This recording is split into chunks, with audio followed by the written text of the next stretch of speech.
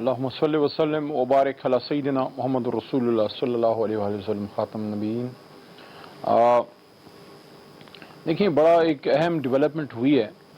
Panama papers के बाद ये दूसरी बार एक बहुत बड़ी रेवलेशन आई है और दुनिया की सतह पे है। तो ये कोई नहीं कह सकता कि किसी खास शख्सियत के बारे में किसी साजिश या जब मियां साहब और उनकी टीम ने कहा कि जनाब ये तो मियां साहब को फांसने के लिए बैन अल-अक़वामी साजिश है, तो हम ऐसी कोई बात नहीं करेंगे।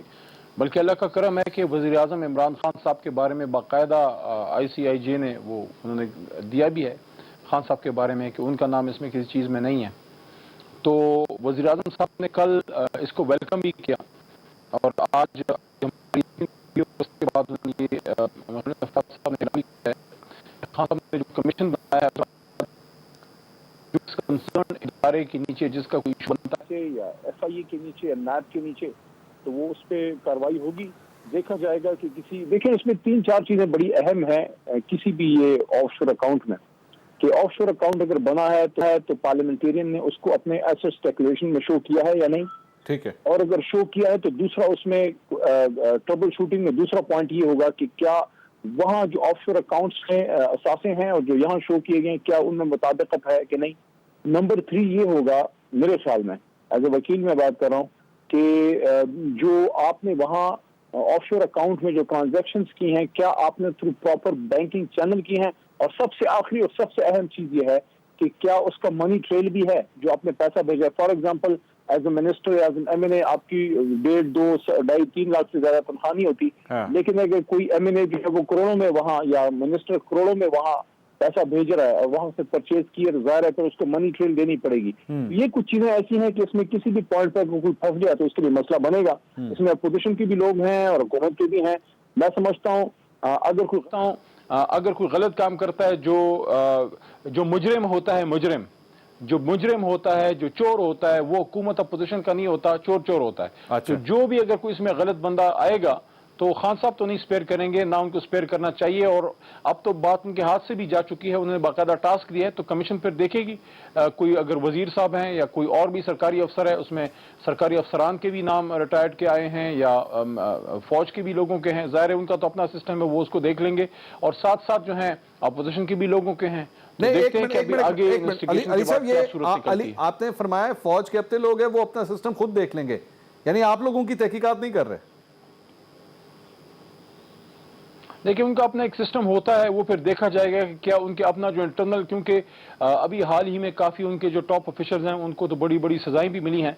तो मेरे ख्याल में असल जो इशू देखने वाला है वो ये है कि सियासतदान प्लस जो बिजनेसमैन हैं, जो ब्यूरोक्रेसी है, जिनको डायरेक्टली रिस्पॉन्सिबिलिटी बनती है, वो तो जरूर हमें देखना है। लेकिन सबसे जो buck starts at the top of politicians, क्योंकि सियासतदान ही लीडरशिप हम क्लेम करते हैं, तो कम से कम अपनी टीम में हम किसी गलत आदमी को अगर कोई है, क्योंकि ऑफशोर अकाउंट एज पर से अगर किसी ने रखा है, उसने डिक्लेयर किया है, उसने लीगल चैनल यूज किया है और उसका मनी ट्रेल भी मौजूद है और एसेट यहाँ और वहाँ उसमें मुताबिकत भी है, तो फिर बड़ा मुश्किल होगा किसी को जो है मुजरिम कहना। लेकिन ये चीजें जो है वो इन्वेस्टिगेशन के बाद होगी। और ये वही बात है जो वज़ीर आज़म इमरान खान साहब ने 2018 में कोई नवंबर में, मेरे ख्याल में अक्टूबर नवंबर में ये बात हमें काबीना में की थी। काबीना मीटिंग के बाद वज़ीर आज़म साहब ने पूरी काबीना को बिठाया और वज़ीर आज़म साहब ने हम सबको ये बात की थी कि मैं अपनी हुकूमत कुर्बान कर दूंगा लेकिन तुम लोगों में किसी करप्ट को नहीं छोड़ूंगा।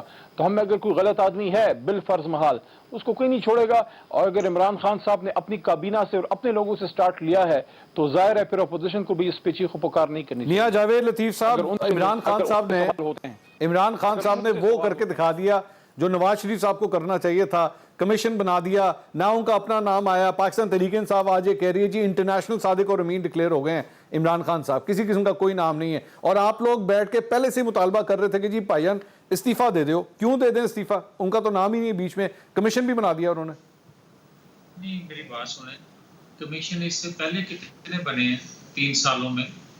मेडिसिन पे, आप गंदम पे, आटे पे, पेट्रोल पे, डॉलर पे, कितने कुछ बने हैं 3 सालों में? क्या नतीजा उसका निकला है? और मैं ये बात कहना चाहता हूँ आपसे मंसूर अली खान, इशू ये नहीं है।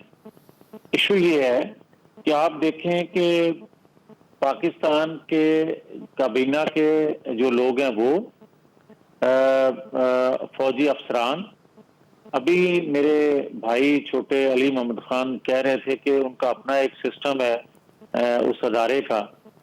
तो मैं इनसे पूछना चाहता हूं कि जब इससे पहले ये पंडोरा खुला था पनामा लीक्स के हवाले से, तो क्या उस वक्त के मिनिस्टर का पनामा में नाम था? नहीं था। ऑफशोर कंपनियां किसकी थी? इमरान खान की। मगर उस वक्त फैसले कहां से लिए गए थे? जरूरत क्या थी? जो जरूरत थी वो ये थी कि नवाज शरीफ को हटाना है। नवाज शरीफ को हटा दिया गया। आज अगर जरूरत होगी तो यकीनन उस पे अगला कदम उठा लिया जाएगा, वरना कमीशन बन जाएगा और फिर उसी तरह कमीशन नतीजा देगा जिस तरह असामा बिन लादेन पे था, जिस तरह बाकी कमीशन पाकिस्तान के अंदर बनते रहे हैं।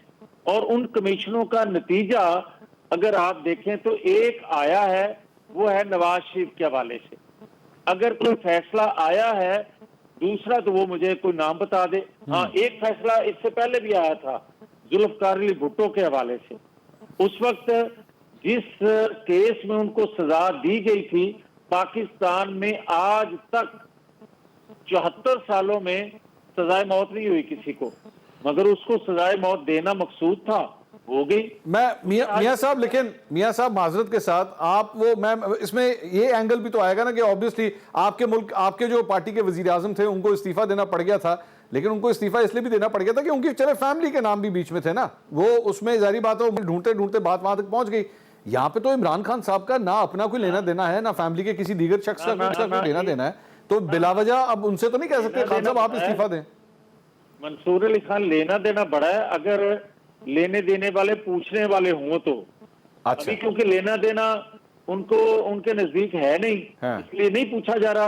आरिफ नकवी साहब कौन है, जरा बता दे कोई। आरिफ नकवी साहब आसिफ अली जरदारी साहब के भी दोस्त रह चुके हैं। नहीं तो आज किसी के दोस्त हैं? आज हुकूमत किसकी है? आजकल इमरान खान साहब की है।